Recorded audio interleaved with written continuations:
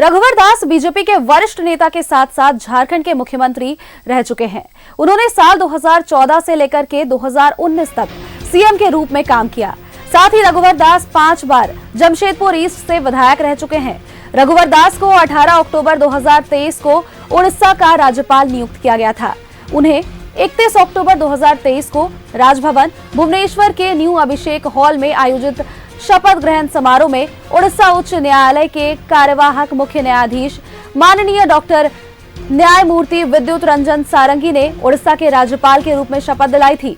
रघुवर दास का नाम उन कवायद नेताओं में आता है जो कि बीजेपी के फाउंडर मेंबर हैं।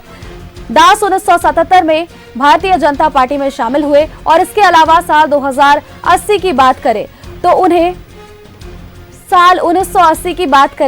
उन्हें संस्थापक सदस्य के रूप में बीजेपी की सदस्यता ली। उन्होंने राज्य और राष्ट्रीय स्तर पर पार्टी के विभिन्न पदों पर काम किया। इसी के साथ रघुवर दास आरएसएस के पूर्व पदाधिकारी और बीजेपी के राष्ट्रीय उपाध्यक्ष भी रह चुके हैं। वहीं 1995 की बात करें तो जमशेदपुर ईस्ट विधानसभा सीट का प्रतिनिधित्व भी उन्होंने किया। इसी के साथ बिहार के बाद झारखंड विधानसभाओं के लिए दास चुनाव लड़े। इस दौरान उन्होंने कभी चुनाव नहीं हारा।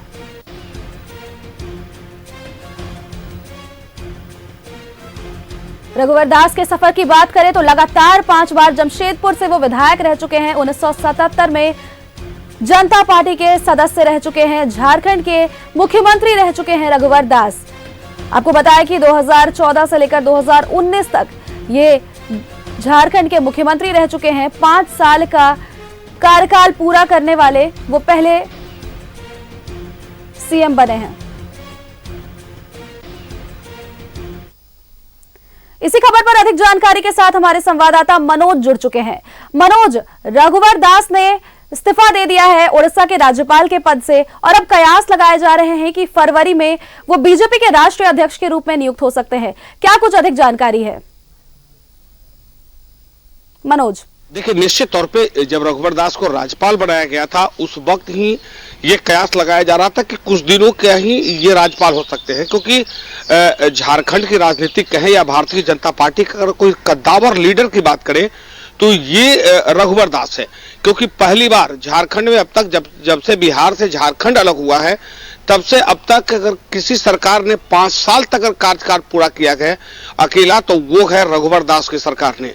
रघुवर दास अपने काम में काफी निपुण है और काम करने का तरीका उनका जो है वो काफी अलग है, क्योंकि वो राजहित में, जनता हित में निर्णय लेने में, ठोस निर्णय लेने में माहिर माने जाते हैं। हालांकि राज्यपाल उड़ीसा के बने, उड़ीसा के राज्यपाल बनने के बाद उड़ीसा में भी भारतीय जनता पार्टी का परचम लहराया और निश्चित तौर पे कि इससे पहले भारतीय जनता पार्टी उड़ीसा में नहीं थी, बीजू जनता दल था और लगातार लंबे वक्त से बीजू जनता दल चल रहा था। लेकिन जैसे ही रघुवर दास को उड़ीसा का राज्यपाल बनाया गया और सामने विधानसभा चुनाव और लोकसभा चुनाव आया तो ये दोनों जगहों पे यानी दोनों चुनाव में रघुवर दास की जो भूमिका थी, हालांकि पर्दे के पीछे थे, लेकिन इनका रणनीति जो है वो काफी काम आया और उसका फायदा भारतीय जनता पार्टी को मिला और भारतीय जनता पार्टी उड़ीसा में सरकार बना ली।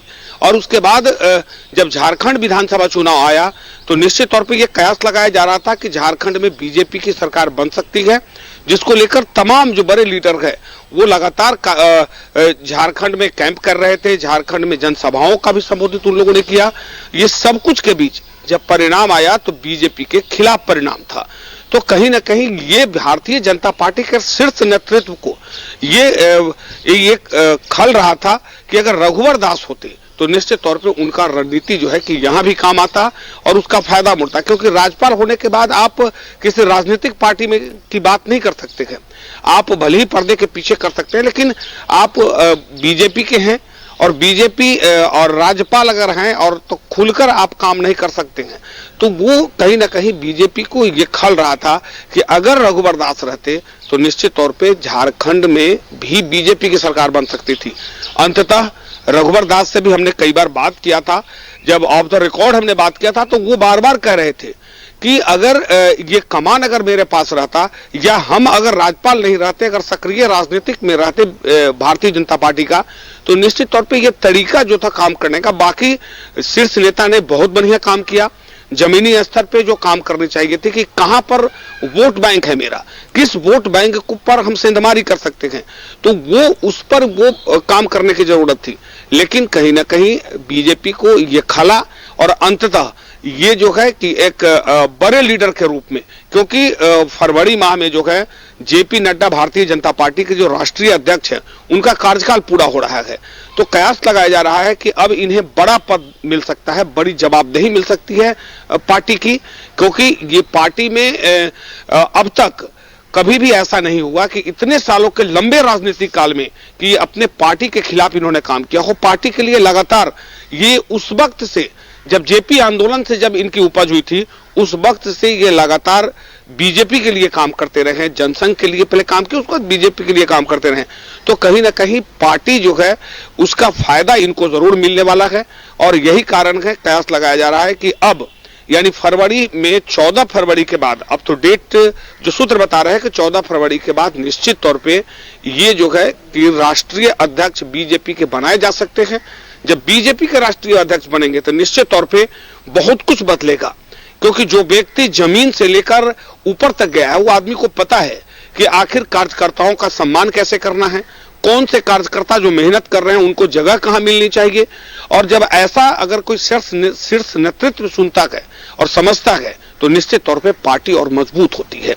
जैसे देश के प्रधानमंत्री और गृह मंत्री ने जो काम किया था, काम कर रहे हैं, उससे बीजेपी के कार्यकर्ताओं में काफी खुशी रहती है। ठीक कहा आपने, झारखंड के ये पहले मुख्यमंत्री बने जिन्होंने 5 साल का कार्यकाल पूरा किया। अब ऐसे में ये भी बातें हैं कि 5 बार ये विधायक रह चुके हैं जमशेदपुर से। इस खबर के बाद जमशेदपुर की जनताओं में कैसा उत्साह है? देखिए, निश्चित तौर पर जमशेदपुर की जनता चाह रही थी कि ये सक्रिय राजनीतिक में वापस आए, क्योंकि जब ये राज्यपाल बने थे तो राज्यपाल भी एक बड़ा पद होता है, तो लोग ये समझ रहे थे कि गवर्नर बन गए, चलिए एक बड़े पद पे चले गए हैं। लेकिन लोग ये चाह रहे थे कि यहाँ की जनता, जमशेदपुर की जनता, की कम से कम ये सक्रिय राजनीतिक में रहते तो इनका काम करने का जो तरीका है, जो जनता से सीधे मिलना, जनता के आवाज को सीधे सामने तक पहुंचाना, अगर कोई जनता परेशान है लेकिन अधिकारियों तक बात पहुंचाना है तो ये आदमी ज्यादा देर नहीं करता, फोन उठाता और जरूरत पड़े तक खुद चल जाता। तो ये जनता को खल रहा था और जनता ये उम्मीद भी कर रही थी कि अगर ये रिटर्न आते तो बहुत बढ़िया होता, क्योंकि पिछले विधानसभा में, इस विधानसभा में लोग को डिमांड भी था कि इनको ही लाया जाए।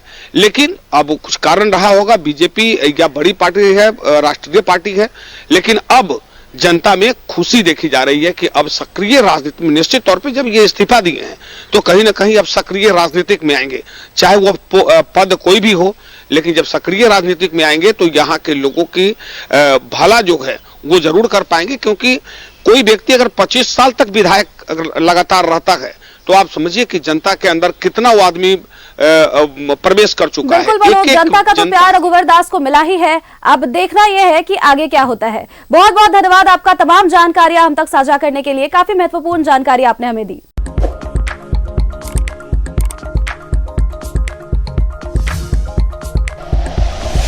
Like and share videos, subscribe करें हमारा चैनल और प्रेस करें बेल आइकॉन। न्यूज़ 11 भारत, सच है तो दिखेगा।